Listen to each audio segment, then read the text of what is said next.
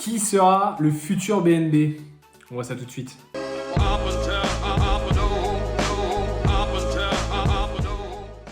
Et à l'image d'un classement, je vous ai fait les outsiders, je vous ai fait les derniers de la classe et je vous ai fait ceux qui ont le plus de chances d'exploser sur les prochaines années. Après, j'ai pas de boule de cristal et c'est toujours pas des conseils d'investissement. Et autre chose importante, je m'attarde essentiellement sur le côté investissement moyen terme, grossièrement. On n'est pas sur une logique de très long terme, choses comme ça sur ces tokens-là. Donc, évidemment, il y a des mécanismes de burn, il y a des tokenomics, tout ça. Moi, je vais parler vraiment succinctement des différents projets. Je vous donne simplement mon point de vue sur les différents tokens que je vais aborder ici. On commence avec le fond de la classe, celui dont je pense que ça va être très compliqué sur l'avenir.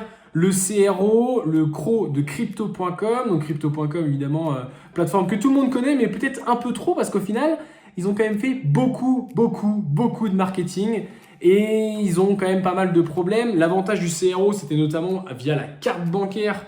D'ailleurs, il y en a toujours un petit peu, mais il y a quand même beaucoup moins d'avantages qu'il y a quelques mois. Il fallait avoir un certain nombre de tokens CRO pour pouvoir avoir des rewards, du cashback sur les cartes bancaires et ainsi de suite. Ce qui fait qu'aujourd'hui, comme il y a beaucoup moins d'avantages sur les cartes bancaires, le CRO perd de sa valeur. Le Crypto.com, ils ont été obligés de licencier comme des dingues. Honnêtement, je les vois mal reprendre une place de leadership, de choix dans les prochaines années, notamment sur les places de plateformes centralisées.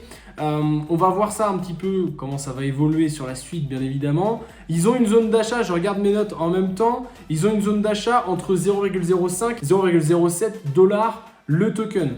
On n'y est pas, peut-être qu'un jour on y sera, c'est une zone d'accumulation parmi d'autres. Évidemment, ça ne veut pas dire qu'il faut se jeter dessus si ça arrive dedans.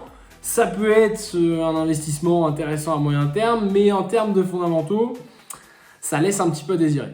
On remonte le classement avec maintenant le token de Swissborg, CHSB. Un token plutôt intéressant sur une plateforme plutôt intéressante. On propose quand même pas mal de choix. On sent que c'est une plateforme qui travaille. Maintenant, moi, je me pose une question particulière, c'est notamment l'impact mondial de l'ensemble de la plateforme. Pour moi, de mon regard à moi, j'ai l'impression que la plateforme Swissborg, elle est bien implantée en Europe, voilà, sur la partie francophone notamment. Mais l'extension mondiale aux États-Unis et en Asie qui fait que la plateforme devient une plateforme majeure de l'écosystème crypto, j'ai quelques doutes aujourd'hui sur ce fonctionnement-là. Donc j'attends de voir vraiment sur la suite comment ça va être un petit peu sur ce rôle d'outsider. On n'est pas dans les derniers de la classe, mais on est quand même sur une plateforme qui tient la route. Le token en lui-même, on a grossièrement une zone autour de 0,08 jusqu'à 0,13 $. Une zone d'accumulation potentielle. Si ça tombe dans cette zone-là, voilà, pourquoi pas, why not, à suivre sur la suite. Alors j'ai oublié de préciser, mais dans cette vidéo, il n'y a aucun partenariat rémunéré par rapport aux différents tokens que je cite, que ça soit bien clair. On attaque le podium avec un token d'une plateforme importante qui est KuCoin, le KCN, le KuCoin tout simplement token. Une plateforme qui aujourd'hui fait vraiment office d'outsider. C'est pour ça que je la classe dans mon top 3, oui, parce qu'il ne reste que 2 tokens après celui-là à voir. On est sur quelque chose qui va être intéressant. En plus, KuCoin va sortir sa carte bancaire dans les prochains mois, donc forcément, il y a un attrait qui va se mettre en place autour des utilisateurs. Et ça peut être un argument qui fait que le token, voilà, il va falloir en posséder pour pouvoir un cashback, un petit peu avec ce qui s'est passé avec Crypto.com. J'espère juste qu'ils vont mieux gérer l'après parce qu'eux, ils ont quand même très mal géré. Mais on n'est pas là pour tirer sur Crypto.com, on est là pour parler de KuCoin. Donc intéressant, une zone d'achat entre 6 et 7 $. Après, c'est une zone moyenne, c'est pas une zone d'accumulation profonde où c'est vraiment on aura des pâquerettes ou quoi que ce soit. C'est une zone dans laquelle ça peut retomber assez facilement, affaire à suivre également pour le KuCoin token. Et les deux derniers, j'ai énormément de mal à les départager, je vais faire un peu du croisé dans l'histoire, pas le ligament quand même, parce que ça fait plus mal.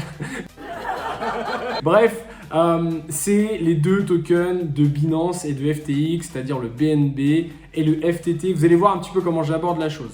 Pour moi, le BNB reste le meilleur et c'est la plus grande capitalisation. C'est celui qui offre aussi pas mal d'avantages avec la carte bancaire. C'est celui qui est le plus utilisé. Enfin bref, il y a quand même, c'est le leader aujourd'hui des tokens de plateformes centralisées. Il n'y a pas de doute là-dessus. On a une zone d'achat entre 186 et 200 $.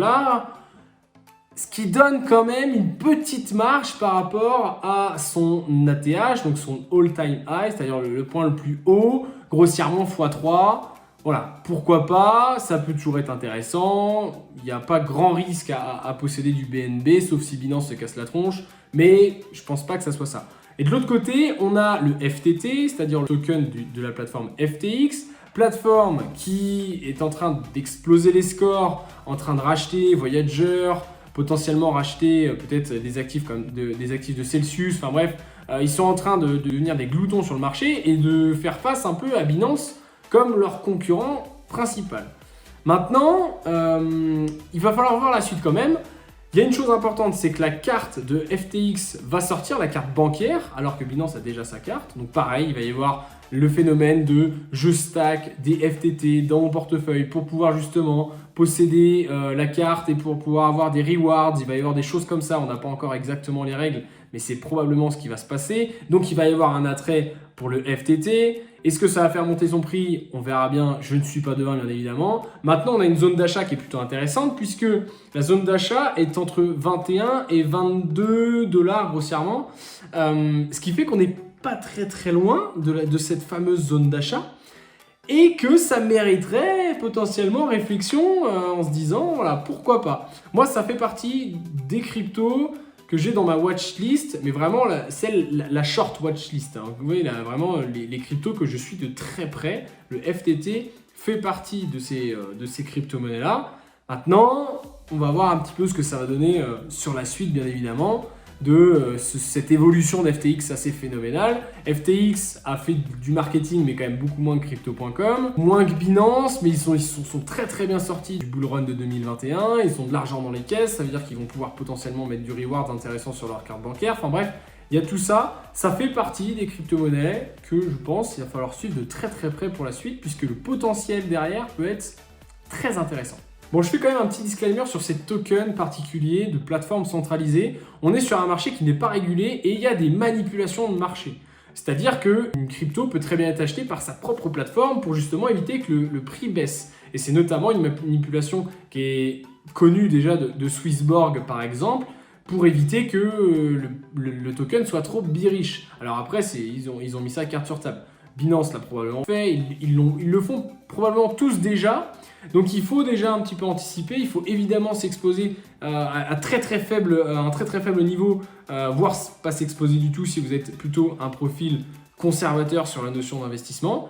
Et puis après, on voit un petit peu ce que ça donne, mais important de déjà, la première règle, bien acheter. C'est pour ça que je vous ai donné des zones d'accumulation pour que ça donne déjà un ordre d'idée. Et puis après, prendre profit assez rapidement des règles de l'investissement de base. J'espère que cette vidéo vous a plu. N'oubliez pas de vous abonner évidemment à la chaîne YouTube. N'oubliez pas de vous abonner aussi à la newsletter parce que honnêtement, ça rentre un petit peu dans l'art ce que je fais et c'est complètement différent de ce que je fais sur YouTube. Donc ça peut vous intéresser. Et on se dit à très vite pour une prochaine vidéo. Ciao, ciao!